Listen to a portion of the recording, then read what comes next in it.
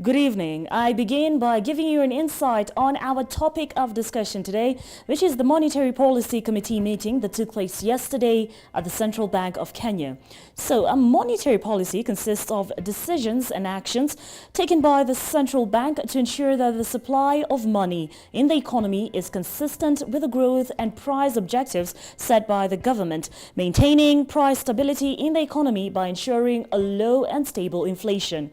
Now, courtesy of Dr. Patrick Njoroge, the Central Bank of Kenya maintains the best lending rate for loans at 9% for the 8th time in a row. That and many more to be discussed from the Monetary Policy Committee meeting.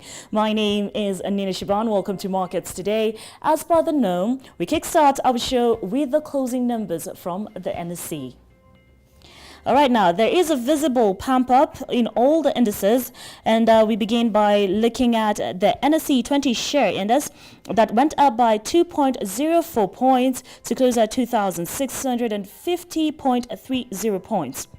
Next up is the NSE 25 share index, which went up by 64.34 points to close at 3,624.89 points. And finally, the NSE All Share Index that also saw a pump up of 4.37 points to close at 151.77 points. Now, moving on swiftly to the gainers. A topmost gainer in our 5 gainers that we look at every single day. We always do top 5. So our topmost gainer is Liberty Holdings Kenya. That saw a pump up of 9.62%, followed by Samir Africa Limited that had an increment of 6.96%. The National Bank of Kenya Limited is the third gainer that we're looking at this evening. That's a rise of 5.85%. Safaricom Limited also followed suit with a rise of 5.78%. And lastly, in our gainers list is Eagers Limited that saw a pump up of 5.77%. We'll be having a discussion on the closing numbers in just a bit.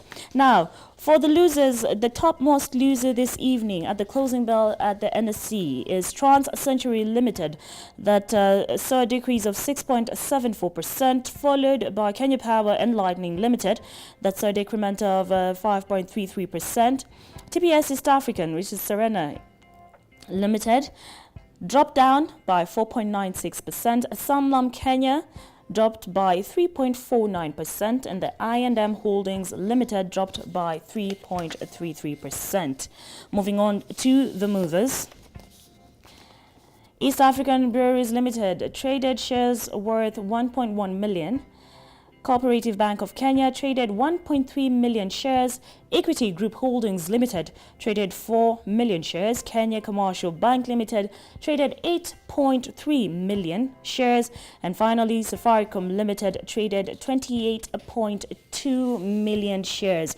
We'll be taking a look at the results and what exactly attributed the results as are when we cross over to the other side of the studio where I always have my interview.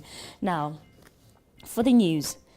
A delayed start to Kenya's rainy season should shave as much as 0.4 percentage points of expected economic growth this year, the governor of the Central Bank of Kenya, Dr. Patrick Njoroge, has told a news conference. Kenya's economy expanded by 6.3% last year as good rains boosted the agricultural sector. The bank has forecast the same growth rate for this year, but the fast rains, which usually start in March, did not come until late April. He, however, said first quarter growth data, usually released in June, would make the outlook for this year clearer. The bank held its benchmark lending rate at 9% on Monday, saying it would keep an eye on recent food and fuel prices that could fuel inflation.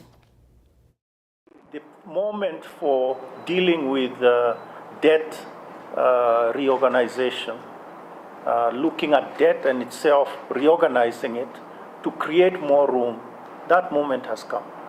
It is now with us. So in our estimate as let's say, advisors of the government, CBK, by the way, is an advisor to the government by law. Our point is, yes, this is the time to begin working on reorganizing our debt in a sort of, not in a frantic way. So doing it the Eliud Kipchoge way. which is it's a marathon and you have to do it in a steady way. So I hope that answers your question, because this, I think, is a time to deal with the longer term things, figure out which are the loans that, there are many options that one can look at if one begins to ask that question. All right, now hand in hand with that, the decision by the Central Bank's Monetary Policy Committee to retain the benchmark rate at 9% is one that analysts are terming as inevitable and expected. Economic analyst George Bordeaux insists that the current state of affairs in the economy does not give too much leeway for the central bank to raise interest rates, because doing so will have a big impact on the government's borrowing due to the fact that the country is presently in a fiscal dominance period. The central bank has been overtaken. I think for me, they have been compromised. That's a word, actually. Yes, that's a harsh word. Very, very aggressive fiscal position. So we're overly loose. We're in a fiscal dominance period. Yes. Typically, in a fiscal dominance period, the central banks cannot engage in some aggression. They cannot raise interest rates, because then that means that the government, on the debt side, then the government's borrowing costs become very expensive. So if you look at, for instance, if you look at our fiscal deficit over the last 3 fiscal years and into the next fiscal year, we are talking about something north of 7%. It was rather 3 fiscal years ago, we were talking about 9%. It has barely moved. Treasury is projecting about 6%. I'm projecting about 8%. And given the fact that I read one of the news that they've been hiding the deficit figures. You saw that. What was that credible, that report? Well, coming from the PBO, yes, then it's credible, because PBO, part of the task is to actually scan through the budget papers that is submitted to Parliament from Treasury. I think they largely sit in an advisory capacity to Parliament's Budget Committee. So I trust what they say. So I expect the fiscal deficit to still be larger than what Treasury is projecting. Now, what does that mean? Yes, what does it mean? There's going to be an aggressive domestic debt market activity. That the debt market, sell more bonds. Yes, they're going to sell more bonds.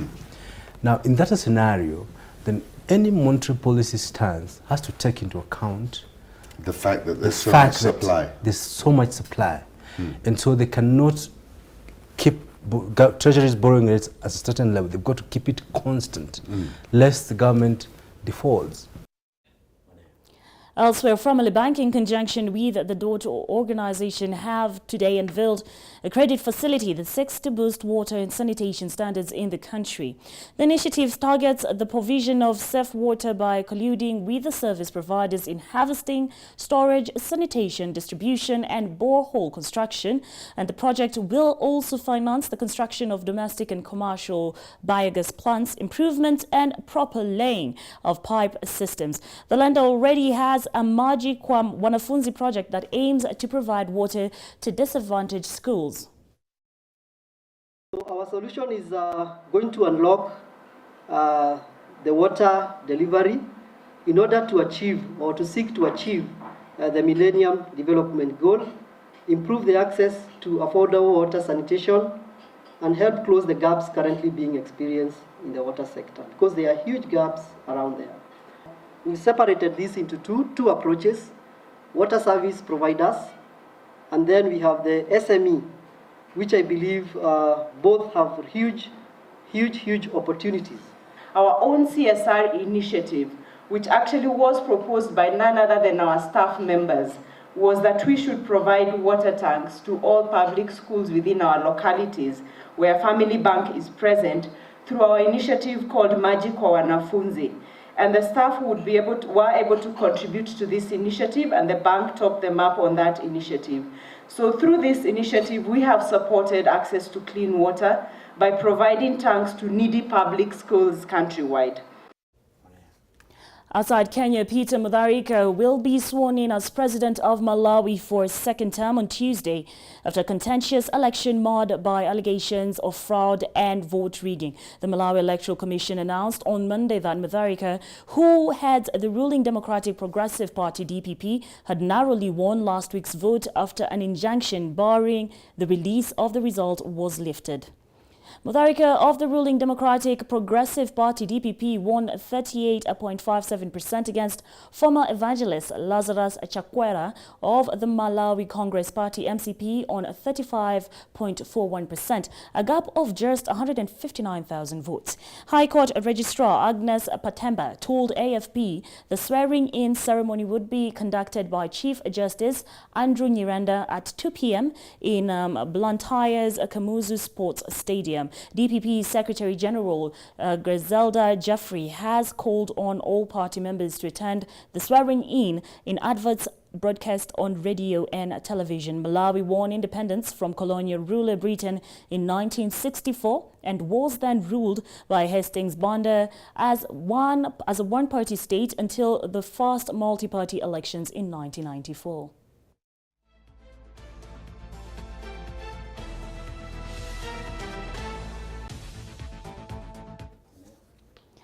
All right, now, Nigerian President Muhammadu Buhari has vowed to continue his crackdown against corrupt officials in a tough speech ahead of his second term in power. Buhari said he would push on with rooting out rampant corruption in Nigeria, Africa's biggest oil producer, saying the legal process was what had slowed progress so far. My frustration is that we cannot move faster in prosecution and punishment of corrupt persons, Buhari told State Television in an interview broadcast late Monday. Buhari, who's 76 years of age, was re-elected in February and is due to be sworn into office for his next four-year term on Wednesday. He came to power in 2015 on a promise to tackle endemic corruption, but critics have accused him of a political witch hunt, as many of those targeted are opposition members. His last term was held up by squabbles with lawmakers in the National Assembly who, among other things, blocked the passing of last year's budget for several months. President Buhari signed an ambitious budget into law on Monday, days ahead of the official start of his second term leading Africa's largest oil producer. Buhari approved the spending plan worth 2.9 trillion shillings, and analysts have criticized budgets under Buhari as unrealistic, quote-unquote, saying they were based on the overestimation of available income amid volatile global crude prices. Nigeria is one of Africa's biggest economies, and the budget is predicted on crude oil sale of $60 per barrel and crude oil production of 2.3 million barrels per day. The economy has suffered difficult times in recent years, and we will get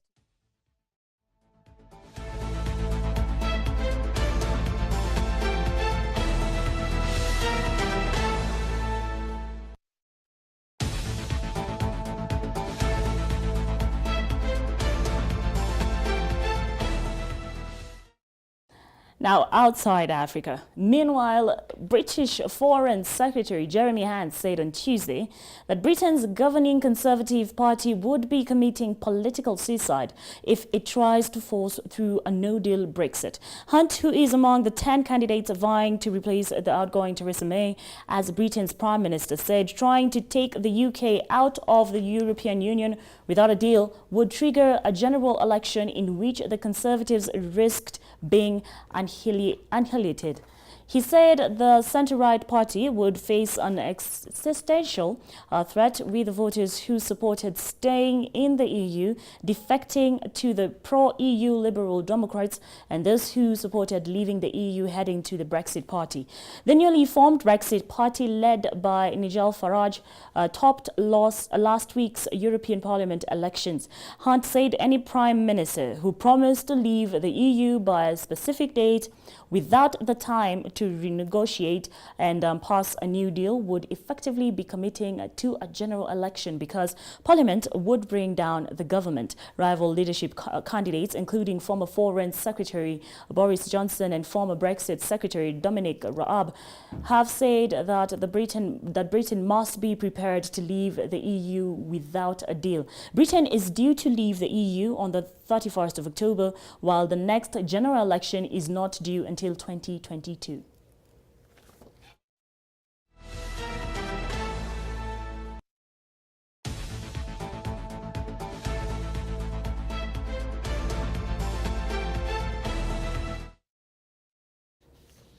All right, that's it for our news this evening. So let's take a very quick break. I'll be leaving you taking a look at the currencies as I cross over to the other side of the studio where we'll be doing our in-depth analysis with my guest who's already on set.